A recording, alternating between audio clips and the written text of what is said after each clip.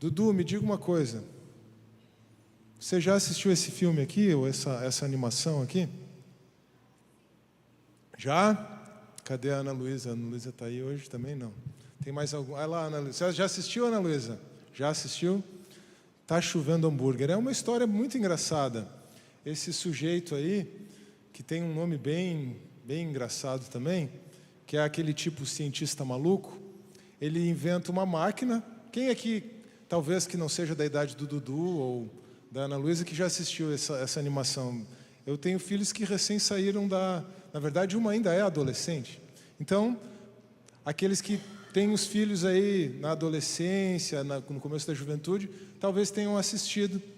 Ou até quem saiu da infância e da adolescência recentemente, ou está passando por esse período, assistiu esse filme, Tá Chovendo Hambúrguer. Esse sujeito, como eu falei, ele tem um nome tão complicado que eu não vou nem tentar falar o nome dele, mas é o tipo cientista maluco que inventa uma máquina que transforma água em comida. E aí ele tem a brilhante ideia de colocar essa máquina nas nuvens. E o resultado é que começa a chover comida.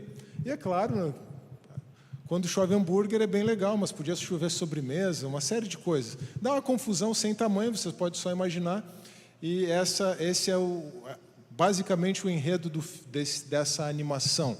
Tá Chovendo Hambúrguer. Agora, por que eu trouxe essa animação aqui para nós começarmos a pensar, a refletir sobre a palavra de Deus nessa noite? Perdoem-me desde já a minha irreverência, tá bom, irmãos? Perdão aí, pastor. Mas tá chovendo hambúrguer. O que é o hambúrguer? O hambúrguer não é um pão com carne. Tá chovendo pão, em outras palavras, né? Sabe que isso já aconteceu na história. Não foi por obra de um cientista maluco, não era exatamente hambúrguer, mas as Escrituras registram exatamente essa palavra. Choveu pão do céu. Então é algo bastante peculiar, bastante significativo e bastante profundo da história de Israel como povo. Nada comparado com as maluquices daquela animação, exceto pelo fato de que choveu pão do céu também. É claro que numa perspectiva muito diferente e não para causar uma confusão na cidade. Não para que as pessoas se empanturrassem, como no caso da animação, mas para que as pessoas pudessem ter a sua provisão de alimento diário, para que o povo de Israel pudesse sobreviver durante os 40 anos no deserto. De fato, o que as Escrituras registram é que choveu pão do céu. O título da nossa mensagem desta noite, na nossa série A Mensagem do Reino, no módulo 1, que todas essas palavras estejam no seu coração, um estudo sobre o Pentateuco. O título da nossa mensagem desta noite é exatamente O Pão do Céu. E eu gostaria de lembrar com vocês, antes de nós irmos para o texto, sobre os temas básicos do livro do Êxodo. Eu fiz um pequeno ajuste nesse slide em relação à semana passada, para deixar os temas encadeados de forma um pouco mais sequencial, da maneira como eles aparecem ao longo do livro. O primeiro grande tema é a supremacia do Senhor sobre as divindades pagãs, especialmente visto nas 10 pragas e na saída do povo de Israel do Egito. Nós conversamos sobre isso na semana passada. O segundo tema é o êxodo, a própria saída do Egito, como acontecimento da redenção de Israel e um acontecimento que molda a história de Israel e a mentalidade do povo de Israel para sempre, não apenas por conta da celebração da Páscoa e da festa dos pães ázimos, também conversamos sobre isso na semana passada, mas porque toda a atividade de nova criação de Deus, especialmente tendo em vista o retorno do cativeiro babilônico, é vista, é compreendida como um novo êxodo. E o segundo e definitivo êxodo na história do povo judeu e, acima de tudo, na história da humanidade, o êxodo que nos alcança e em razão do qual podemos adorar a Deus em espírito e em verdade, acontece na cruz de Cristo, com a morte e a ressurreição do Senhor. Mas também temos a lei, o nosso tema da semana que vem. A lei como constituição religiosa e social para Israel. Israel sai do Egito, Israel vai para o deserto e no deserto ele recebe a lei. Aqui nós estamos considerando o começo da jornada de Israel no deserto, nesta noite, ao tratarmos do pão do céu. E, por fim, também um tema muito importante que se torna predominante no final do livro do Êxodo, temos o registro de todas as instruções para a construção do tabernáculo e depois as coisas quase que se repetem com o relato da construção do tabernáculo mesmo. Nós temos a presença de Deus simbolizada pelo tabernáculo. Aliás, eu preciso dizer que você não pode perder a pregação sobre o tabernáculo, tá bom? Estou fazendo bastante questão de preparar vocês porque vai ser demais a mensagem sobre o tabernáculo. Bom, com isso nós podemos chegar ao nosso texto, Êxodo, capítulo 16. Poderíamos ler o capítulo inteiro, mas para otimizarmos o tempo, depois eu vou fazer referência ao que temos na sequência. Vamos ler apenas os 5 primeiros versos. Êxodo 16, verso 1 a 5. Aqui temos um resumo suficiente de todo o capítulo. Toda a comunidade de Israel partiu de Elim e chegou ao deserto de Sim, que fica entre Elim e o Sinai. Israel está a caminho do Sinai. Foi no 15º dia do 2º mês, depois que saíram do Egito. No deserto, toda a comunidade de Israel queixou-se a Moisés e Arão. Os israelitas disseram-lhes: quem dera a mão do Senhor nos tivesse matado no Egito. Lá nos sentávamos ao redor das panelas de carne e comíamos pão à vontade. Mas vocês nos trouxeram a este deserto para fazer morrer de fome toda esta comunidade. Ao lermos isso, até pensamos que os israelitas estavam num resort, né? E parece que rapidamente eles esqueceram de que eles eram escravos no Egito. Então, se eles comiam carne, quando muito era alguma sobra. Mas é assim que eles apresentam a sua queixa a Moisés e a Arão. Verso 4. O Senhor, porém, disse a Moisés: eu lhes farei chover pão do céu. Por isso a minha inspiração para lembrar daquela animação no começo, só para tentar remeter a nossa atenção a este fato. Eu lhes farei chover pão do céu. O povo sairá e recolherá diariamente a porção necessária para aquele dia. Com isso, os porei à prova para ver se seguem as minhas instruções ou não. Preste bastante atenção nisso. Com isso, os porei à prova para ver se seguem as minhas instruções ou não. No 6º dia, trarão para preparar o dobro do que recolhem nos outros dias. Amém. Vamos orar mais uma vez? Pai, nós te pedimos, Deus, que a Tua palavra que foi lida e que será exposta nessa noite, possa alcançar os nossos corações. Assim como no deserto choveu pão, que nesta noite a Tua graça possa chover, possa ser derramada sobre nós, para que tenhamos uma visão mais clara do alto, uma visão mais clara de Ti mesmo, do Teu amor, da Tua graça, da Tua abundante misericórdia, e da provisão que Tu tens para nós, a cada dia da nossa vida. Recebe a nossa oração nesta noite, em nome de Jesus. Amém. O que nós temos aqui no texto, irmãos? Êxodo capítulo 16. Os israelitas estão no deserto, sem provisão de comida. Esse é o grande fato, essa é a grande questão. Eles não estavam certos em reclamar, em se queixar, mas o fato é que eles estavam sem comida. Se nós voltarmos até o capítulo 12, o capítulo da semana passada, a Páscoa, então, com a morte dos primogênitos, com a celebração da Páscoa, com o Senhor passando por cima das casas dos israelitas e preservando os israelitas, eles saem do Egito. No capítulo 13, nós temos a consagração dos primogênitos a Deus, a determinação da consagração dos primogênitos a Deus. Como os primogênitos dos israelitas foram poupados, agora, no lugar do seu filho primogênito, o israelita deveria sacrificar um animal. Isso remete à 10ª praga, isso remete a Gênesis 22, a provisão do cordeiro no lugar de Isaque. Nós já tivemos também, já conversamos sobre isso aqui. E depois, então, da provisão, ou melhor, da determinação da consagração dos primogênitos de Israel ao Senhor, o povo de Israel sai. As mulheres pegam pedras preciosas e roupas com as suas vizinhas do Egito e saem. Mas o faraó logo muda de ideia e pega o seu exército e sai atrás do povo de Israel.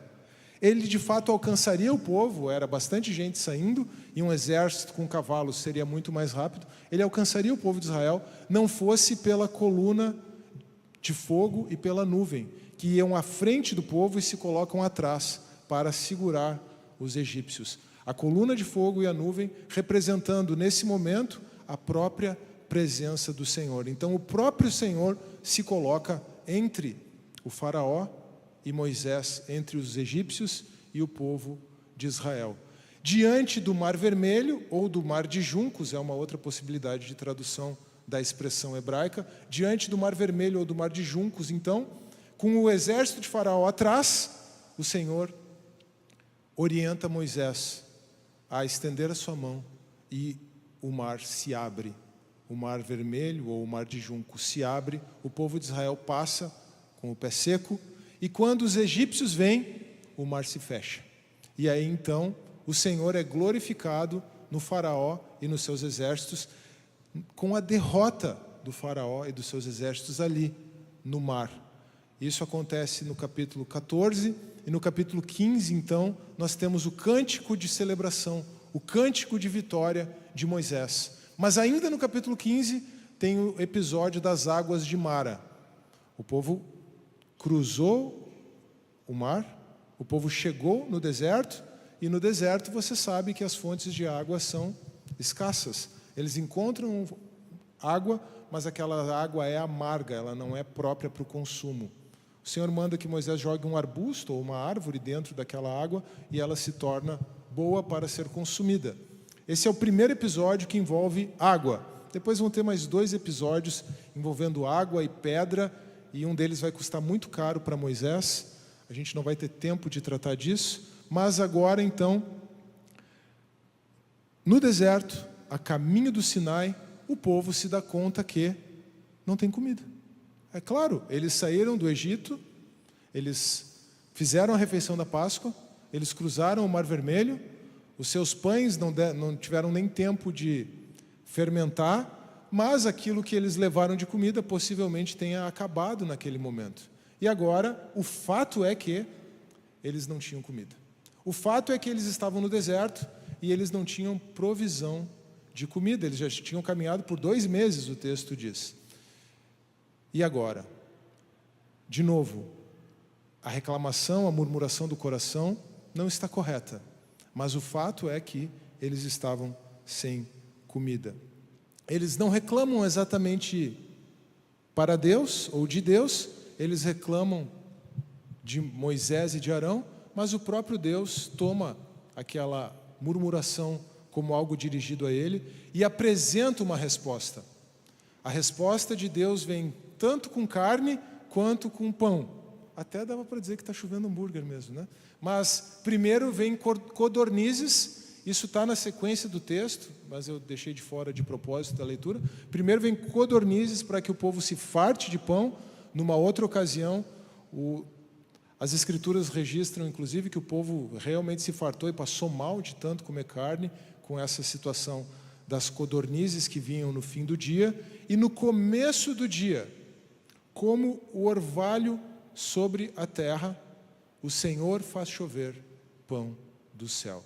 Então, se por um lado os israelitas estão no deserto sem provisão de comida, por outro lado, o Senhor faz chover pão do céu. Como isso acontece? De manhã, a terra está coberta de orvalho.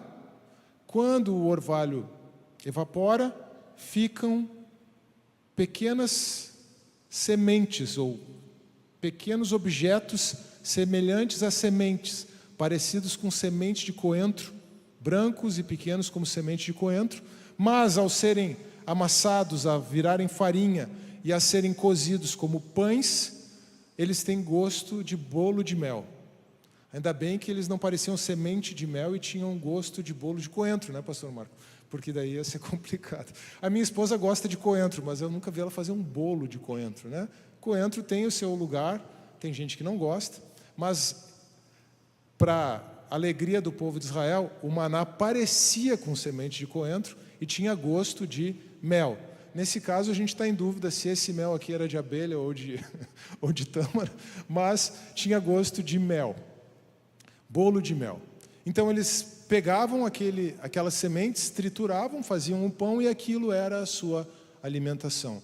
Mas, quando o sol saía, realmente aquilo tudo derretia. Então, eles tinham que colher de manhã, preparar o seu alimento, e a grande questão é que aquela provisão era para cada dia. Então, por 40 anos, enquanto o povo de Israel estava no deserto, choveu pão do céu, a provisão do dia, a provisão para aquele dia, com exceção da sexta-feira, porque na sexta-feira, como eles não podiam trabalhar no sábado, e aqui no texto, é a primeira menção, na sequência do texto, é a primeira menção no livro do Êxodo, a guarda do sábado, que depois vai aparecer nos 10 mandamentos e no restante da lei com muita força.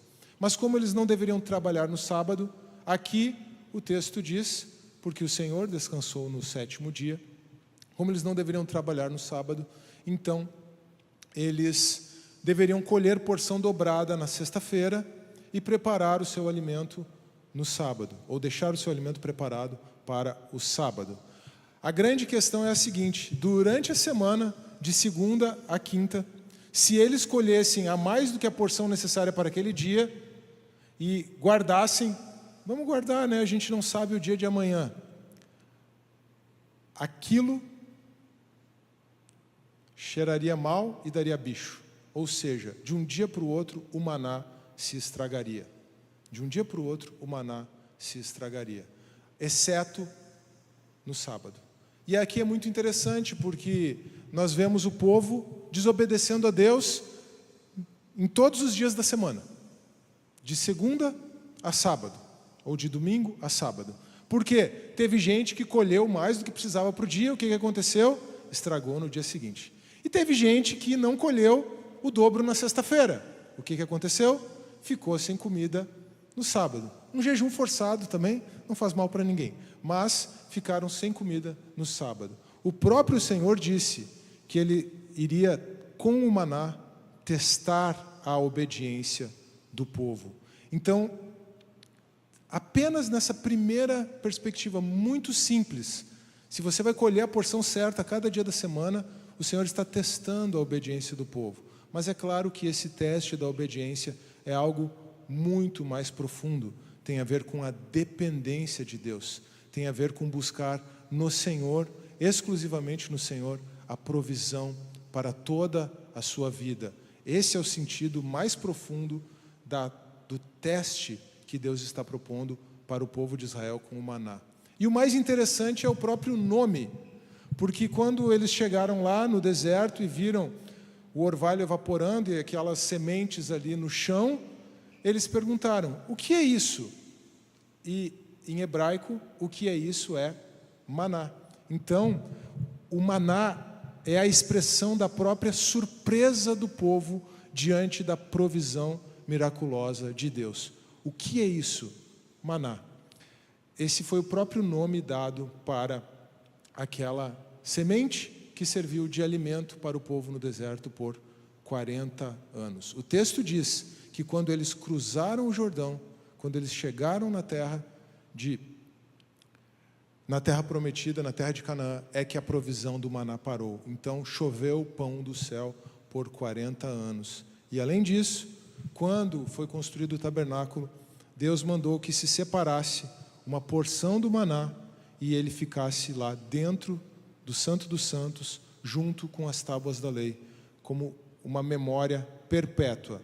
E eu imagino que aquela porção que foi separada para ser colocada dentro do Santo dos Santos não cheirou mal, nem deu bicho, por motivos óbvios. O próprio Senhor preservou como testemunho aquela semente que foi preservada do maná e ficou escondida no Santo dos Santos, na presença de Deus.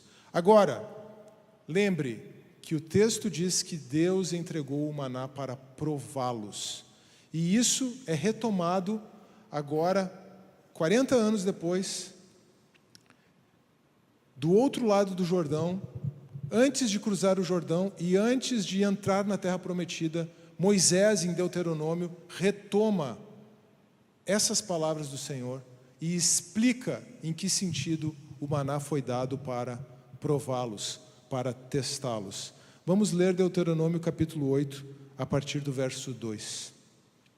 Lembrem-se de como o Senhor, o seu Deus, os conduziu por todo o caminho no deserto, durante estes 40 anos.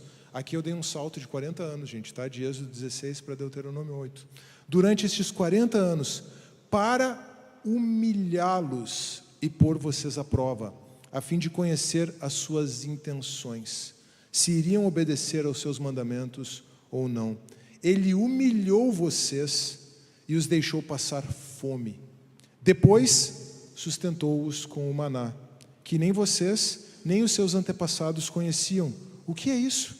Para mostrar-lhes que nem só de pão viverá o homem, mas de toda a palavra que procede da boca do Senhor. Saibam, pois, no seu coração, que como um homem disciplina seu filho, assim o Senhor, o seu Deus, disciplina vocês. Então vejam, primeiro o Senhor permitiu que eles passassem fome, para depois o Senhor prover do céu o maná. O maná é dado como provisão de alimento diário, mas o maná é dado também, veja que profundo isso, ao mesmo tempo em que ele serve como fonte de provisão, ele serve como fonte de humilhação. Por quê? Porque você não ter condição, nem mesmo de produzir o seu próprio alimento, é algo que acaba com a autoestima de qualquer ser humano. Concordam comigo? Você não tem de onde tirar o seu alimento diário. Claro, nós podemos pensar em pessoas que estão enfrentando desemprego, enfrentando desafios financeiros e já passam por isso. Se a sociedade, por um lado, olha para aquela pessoa com um olhar de altivez, de humilhação, aquela pessoa pode se humilhar na presença de Deus e buscar do Senhor a provisão. Mas pensem nisso com relação ao povo inteiro. Pensem nessa condição do povo inteiro. Eles não tinham o que fazer. No Egito, eles tinham acesso às plantações. No Egito, eles cuidavam do gado, eles tinham uma profissão. No Egito, ainda que eles fossem escravos, eles eram alimentados. Agora, eles não tinham alimento no deserto. O seu alimento diário era encontrado no chão do deserto a cada dia. Isso, ao mesmo tempo em que provê o alimento, provê também humilhação. Mas aqui é no bom sentido. Aqui, quando Deus fala que fez isso para humilhá-los, é para torná-los humilde. É o melhor sentido do verbo humilhar. É diferente dessa humilhação que a gente pensa quando alguém trata mal uma pessoa, quando alguém expõe uma pessoa. Não, é a humilhação no sentido de mostrar a real condição deles como seres humanos. Humilhá-los, torná-los humildes. E é claro que a obediência a Deus está envolvida em todo este processo. Vejam a ironia do Êxodo, de Gênesis, ou antes, né? Gênesis já passou, mas vejam a ironia de Êxodo, de Números, de Levítico, de Deuteronômio. O povo que recebia do próprio Senhor a provisão, que dependia de Deus para se alimentar a cada dia, permanecia desobediente, permanecia rebelde. Essa é a grande ironia dessa narrativa do povo de Israel no deserto. Eles tinham, por um lado, o alimento diário fornecido pelo próprio Senhor, mas eles permaneciam desobedientes e rebeldes. Isso fez com que o coração deles viesse à tona. Essa é a grande fonte de humilhação que o maná representa. Mas, acima de tudo, essa humilhação está em que o ser humano precisa reconhecer, e a grande lição do maná, a grande lição para o povo de Israel que o maná traz é que nem só de pão viverá o homem, mas de toda a palavra que procede da boca do Senhor. Aquela surpresa, porque veja, o maná foi uma surpresa, uma grande surpresa. O que é isso? Deus os surpreendeu com o maná, algo que eles não esperavam. Eles podiam imaginar que a sua fome seria saciada de diversas maneiras, mas não daquele jeito, com sementes encontradas após o orvalho da manhã, que se transformariam em pão, pão chovendo do céu. Eles foram surpreendidos por Deus para aprender que nem só de pão vive o homem, mas de tudo que procede da boca do Senhor, ou de toda a palavra que procede da boca do Senhor. Você certamente já lembrou que o próprio Senhor Jesus usou essa passagem de Deuteronômio 8 na sua tentação no deserto. Quando, depois de 40 dias, ao sentir fome, o diabo o tentou a transformar a pedra em pão. E o que seria transformar pedra em pão para o Deus que fez chover pão do céu no deserto? Percebe que a questão aqui não é sobre poder ou não? Tem algo com o questionamento da própria identidade de Jesus. Se és filho de Deus, se você é filho de Deus, faça com que essa pedra se torne em pão. Mas o problema não é o poder. A questão é que Jesus não recebeu esse poder para usar em seu próprio benefício. E se tem alguém que aprende, se teve alguém que aprendeu o que é a obediência pelas coisas que sofreu, se tem alguém que aprendeu a humilhação, esse, nas palavras de Hebreus, foi o Senhor Jesus. Então Jesus usa o texto de Deuteronômio 8. Já humilhado no deserto, na presença do Pai, ele diz para Satanás: nem só de pão viverá o homem, mas de toda a palavra que procede da boca do Senhor. Agora, diante desse texto, vendo que o povo de Israel está no deserto sem provisão de comida e que o Senhor faz chover pão do céu, nós podemos perguntar: quais são as suas necessidades espirituais? Quais são as nossas necessidades espirituais? Veja, assim como uma vez que o povo de Israel saiu do Egito, os problemas deles não acabaram, pelo contrário, podemos dizer que ao sair do Egito, eles se defrontaram com um grande problema, com um grande desafio. Eles saíram do Egito, mas eles não tinham comida. Então, ao contrário de acabar com os seus problemas, os problemas ou novos problemas, novos desafios começaram para o povo de Israel. Assim também conosco. Quando nós nos convertemos a Cristo, os nossos problemas não acabam. Os nossos desafios não terminam. Na verdade, o Senhor Jesus nos leva sempre ao próximo desafio. Então, não imagine que a vida com Jesus será, como se diz por aí, um mar de rosas. Você sempre terá um próximo desafio para enfrentar com Ele. A diferença é como nós passamos por esses desafios. Pode ser chorando durante a noite, mas nos alegrando pela manhã, como cantamos aqui e como já lembramos no momento de dedicação. Agora, diante disso, diante dos desafios que nós necessariamente vamos enfrentar na vida, nos desertos da nossa jornada, você tem reclamado de Deus? Assim como o povo de Israel reclamou de Moisés e Arão? Talvez você possa me corrigir. Não, Carlos, você mesmo falou, eles não reclamaram de Deus, eles reclamaram de Moisés e de Arão. Tá certo. Então você tem reclamado dos seus irmãos em Cristo? Você tem se sentido seco espiritualmente? Sem alimento? Você sente que está passando por um deserto? E talvez você possa estar passando realmente por um desafio financeiro, por desemprego. A questão não é tanto o exterior, a questão é como você se sente internamente. E aqui nós temos algo muito importante diante de toda essa reflexão que esse texto nos induz. A nossa sociedade, a sociedade consumista na qual nós vivemos, cria para nós muitas necessidades. E essas necessidades que a sociedade cria, sequer são necessidades no sentido mais natural do termo, certo? Porque nós temos o que comer, nós temos o que vestir e nós temos onde morar.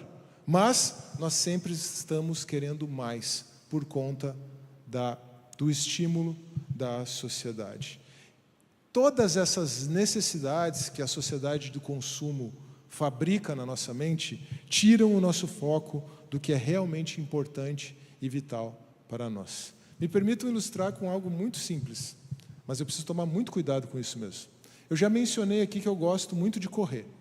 E só esse ano eu já corri 2.200 quilômetros, certo? Falando isso com alguns amigos, até dava para você ter ido a São Paulo e voltar e tal, tudo bem.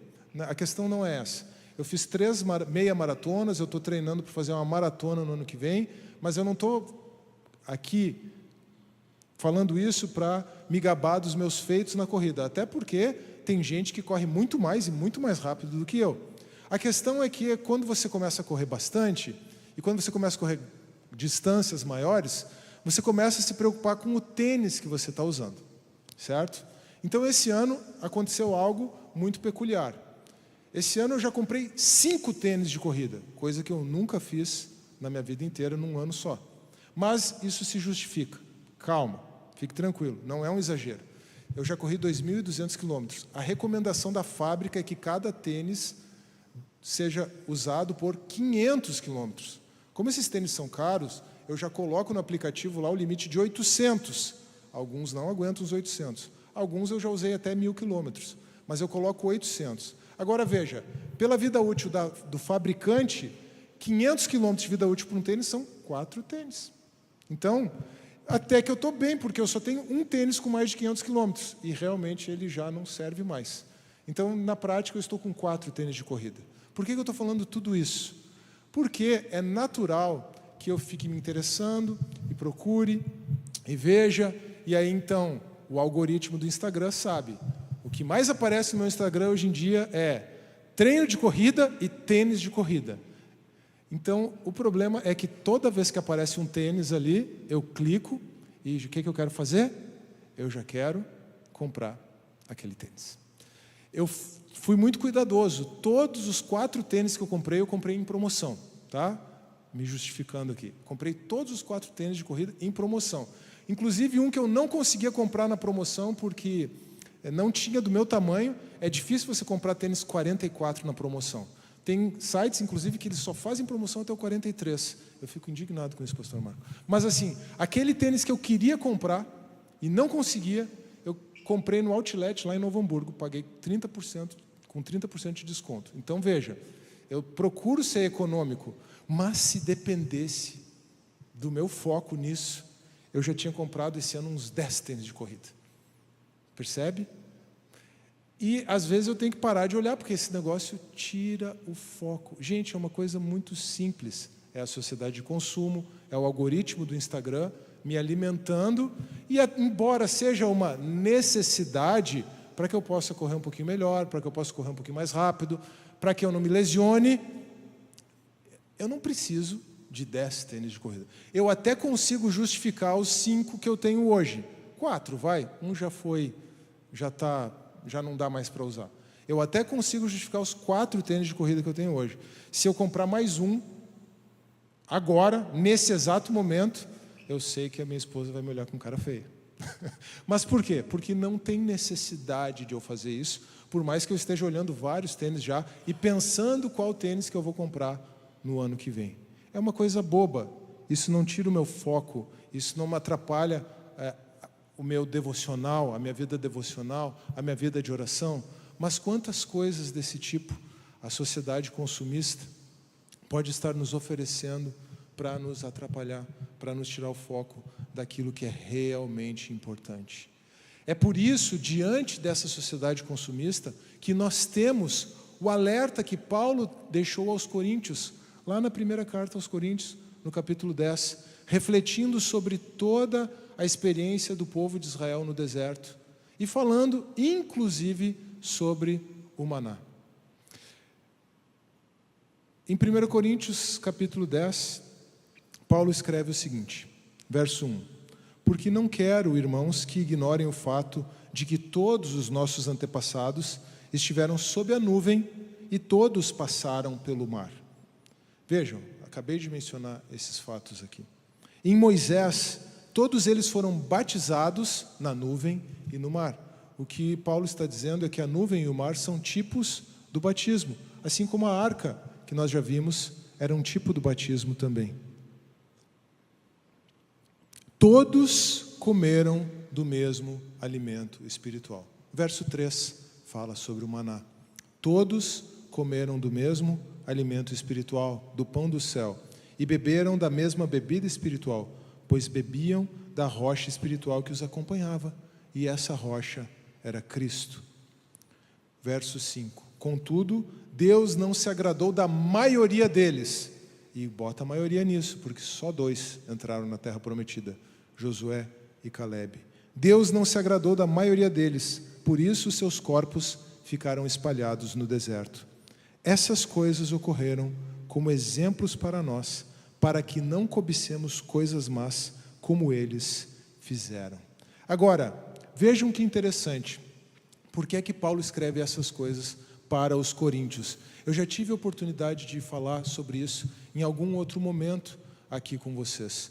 Já compartilhei pelo menos umas 2 vezes sobre as cartas de Paulo aos coríntios aqui, e talvez vocês lembrem que uma das questões que Paulo enfrentou com a igreja em Corinto era a maneira como os gregos, Corinto era na Grécia, como os gregos entendiam a sabedoria. A sabedoria era entendida como palavras persuasivas apresentadas pelos mestres da retórica. E Paulo fez questão de não usar da retórica clássica, da retórica greco-romana, embora ele conhecesse essa retórica. Paulo fez questão de não usar dessa retórica para com os coríntios. Por quê? Porque ele não queria ser associado àqueles mestres sofistas, aqueles oradores sofistas, aqueles mestres da retórica e da sabedoria da Grécia. E aí então, Paulo começou a ser menosprezado pelos próprios coríntios e por outras pessoas que chegaram depois, que ele identifica como superapóstolos. Sabe o que Paulo faz então? Paulo escreve as suas 2 cartas. E ele escreve as suas cartas usando em abundância da retórica clássica. Isso é o que é o mais irônico das 2 cartas aos coríntios. Porque Paulo escreve usando a retórica que os coríntios tanto queriam. Mas ele faz isso, e no começo da primeira carta, ele faz questão de dizer que ele esteve, e ele diz isso no meio de muita retórica, com muita retórica. Por isso que é tão difícil para nós entendermos 1 e 2 Coríntios. Muitos dizem que são as cartas de Paulo mais difíceis de se entender e de se interpretar. Paulo, então, escreve usando a retórica que os coríntios tanto queriam, mas ele entrega para eles exatamente aquilo que eles queriam, para mostrar que não era nada disso que eles precisavam. O que Paulo diz? Ele diz: quando eu estive entre vocês, eu não usei de palavras persuasivas de sabedoria. Pelo contrário, manifestação de poder. Só que a manifestação de poder da qual Paulo está falando aqui, retórica, antítese, ironia, a manifestação de poder era a fraqueza de Cristo. Ele diz: a palavra da cruz é loucura para os que se perdem, escândalo para os judeus, um Messias crucificado, loucura para os gentios, um Deus que morre, escândalo para os judeus, loucura para os gentios. Mas para nós, os que estamos sendo salvos, a mensagem da cruz, o Evangelho, é sabedoria de Deus e poder de Deus.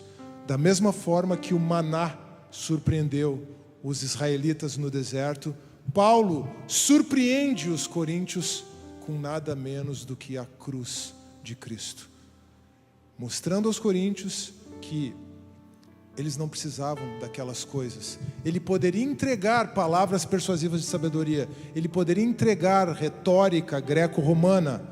É isso que vocês querem? Tomem, vou entregar para vocês exatamente o que vocês querem, para mostrar que não é nada disso que vocês precisam. O que vocês precisam, coríntios, é de Jesus Cristo e este crucificado.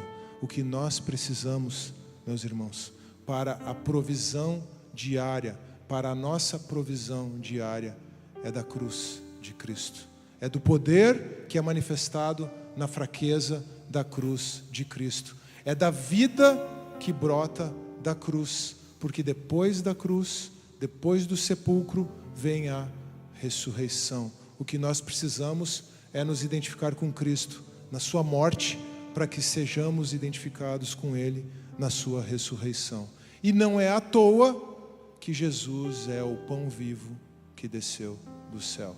O maná mesmo era apenas um tipo. O verdadeiro pão vivo que desceu do céu não é outro senão o Senhor Jesus Cristo. Vocês sabem disso?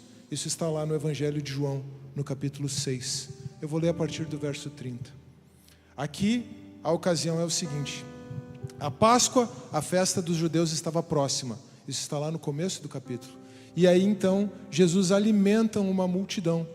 A primeira multiplicação de pães e peixes é um dos poucos milagres que está registrado nos 4 evangelhos. E então, talvez seja o único, a memória agora me falha.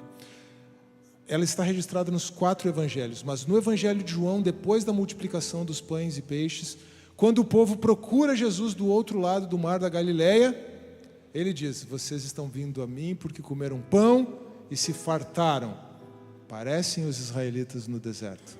Mas vocês não querem vir a mim para ter vida. Eu sou o pão vivo que desceu dos céus. Então perguntaram-lhe: que sinal milagroso mostrarás para que o vejamos e creiamos em ti? O que farás? Eles já viram o pão. Eles estavam querendo mais pão. Veja que pergunta capciosa deles.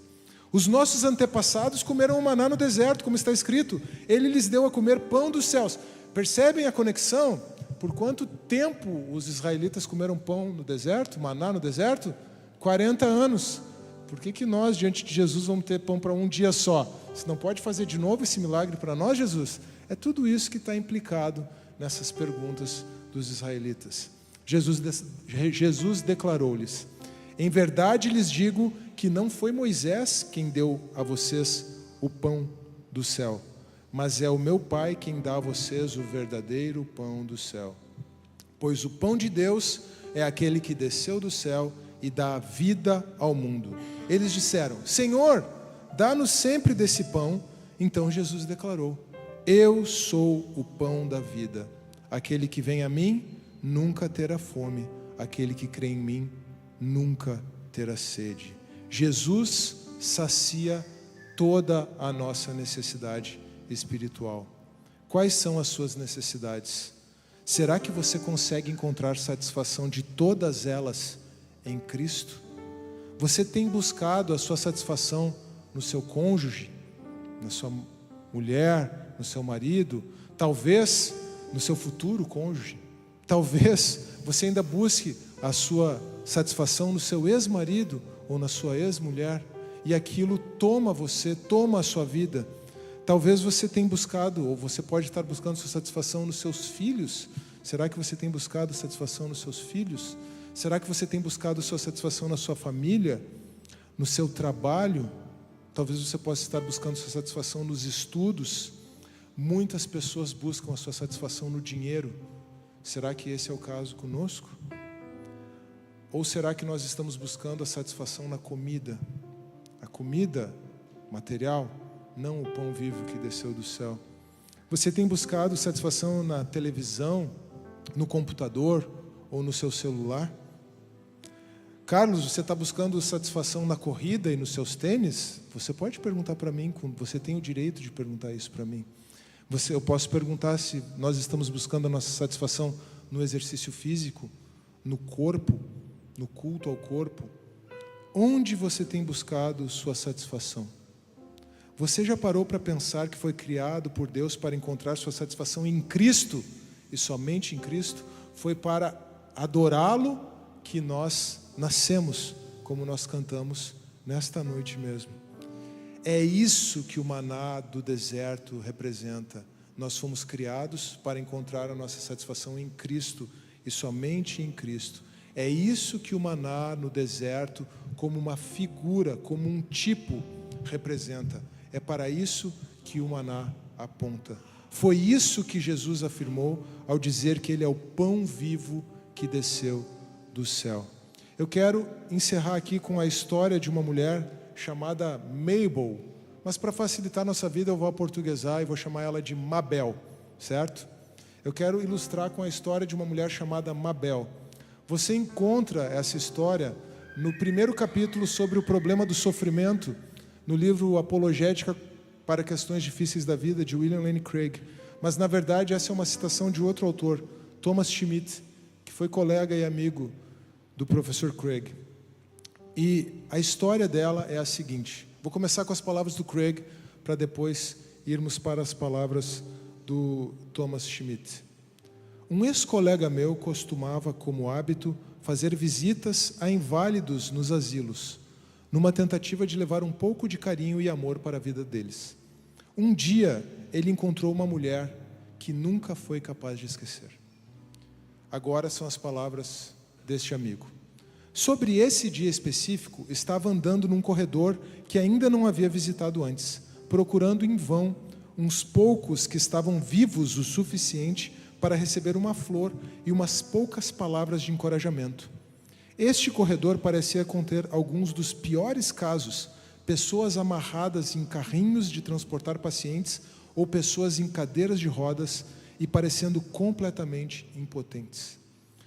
Quando o fim do corredor se aproximava, vi uma velha senhora amarrada numa cadeira de rodas. Sua face era um horror absoluto.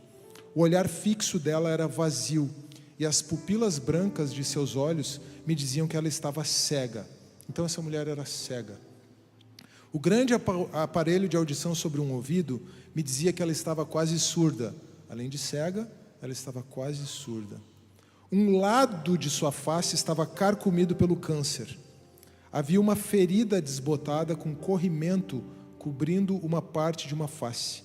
Essa ferida tinha empurrado seu nariz para o lado, feito um olho cair e tinha distorcido a mandíbula, de modo que o que deveria ter sido o canto da sua boca era a parte mais baixa da sua boca. Muitos de nós, talvez, ao olharmos essa mulher, passaríamos distante. Como consequência, ela babava constantemente. Também soube mais tarde que essa mulher tinha 89 anos de idade e que ela tinha estado acamada, cega, quase surda e solitária por 25 anos. Ela se chamava Mabel. Não sei por que falava com ela. Ela parecia a pessoa menos provável a me responder do que a maioria das pessoas que vi naquele corredor. Mas pus uma flor na sua mão e lhe disse: aqui está uma flor para você. Feliz Dia das Mães. Ela apertou a flor junto à face e tentou cheirá-la. E então ela falou. Para minha surpresa, suas palavras, embora um pouco atrapalhadas por causa de sua deformidade, foram obviamente produzidas por uma mente clara. Então aquela mulher, apesar de tudo isso, tinha plena consciência. Ela disse: obrigada, você foi muito amável. Mas posso dar essa flor para outra pessoa? Não posso vê-la. Você sabe, sou cega. Eu disse, com certeza. A empurrei em sua cadeira de volta para o corredor, para um lugar onde pensei que pudesse encontrar alguns pacientes alertas. Encontrei um e parei a cadeira. Mabel segurava a flor e disse: toma, isso vem de Jesus. Foi aí que comecei a cair em mim de que ela não era um ser humano comum. Mabel e eu nos tornamos amigos nas poucas semanas seguintes e fui vê-la uma vez ou duas por semana nos 3 anos seguintes. Poucas semanas antes de me conscientizar de que estava sendo útil para lhe proporcionar um sentimento de agrado, eu ia a seu encontro com uma caneta e um papel para registrar as coisas que ela dizia. Durante uma semana febril de exames finais, fiquei frustrado porque minha mente parecia estar sendo puxada em 10 direções de uma vez, com um monte de coisas sobre as quais tinha de pensar. Uma pergunta me ocorreu. Em que Mabel pensa, hora após hora, dia após dia, semana após semana, mesmo sem ser capaz de saber se é dia ou noite? Assim, fui a ela e lhe perguntei: Mabel, em que você pensa quando eu não estou aqui? E ela disse: penso em meu Jesus. Sentei-me ali e pensei por um momento a respeito da dificuldade que eu tinha de pensar em Jesus por apenas 5 minutos e perguntei: o que você pensa sobre Jesus? Ela respondeu de forma lenta e deliberada, como escrevi: E isto foi o que ela disse: penso sobre quão bom ele tem sido para mim. 25 anos cega, surda, presa a uma cama, a uma cadeira de rodas. Penso quão bom ele tem sido para mim. Ele tem sido tremendamente bom em minha vida. Você sabe, sou uma daquela espécie que está muito satisfeita. Muitas pessoas pensam que sou daquelas à moda antiga, mas não me importo. Ao contrário, tenho Jesus. Ele significa tudo para mim. E então Mabel começou a cantar um velho hino. Jesus é tudo para mim, minha vida, minha alegria, meu tudo. Minha força em todas as manhãs. Sem Ele, eu cairia. Quando estou triste, me aproximo dele. Ninguém pode me confortar tanto assim. Quando estou triste, Ele me faz alegre. Ele é meu melhor amigo. Isto não é ficção. Por mais incrível que possa ser, um ser humano realmente viveu algo assim. Eu sei, eu a conheci, diz Thomas Schmidt. Como ela pode fazer assim? Como ela pode viver assim? Segundos e minutos se passaram lentamente, e assim dias, meses e anos de dor, sem companhia humana e sem uma explicação do porquê. Foi tudo o que aconteceu. E ela permanecia ali e cantava hinos. Como ela consegue ser assim? A resposta, acredito, é que Mabel tinha alguma coisa que você e eu não temos muito. Ela tinha poder.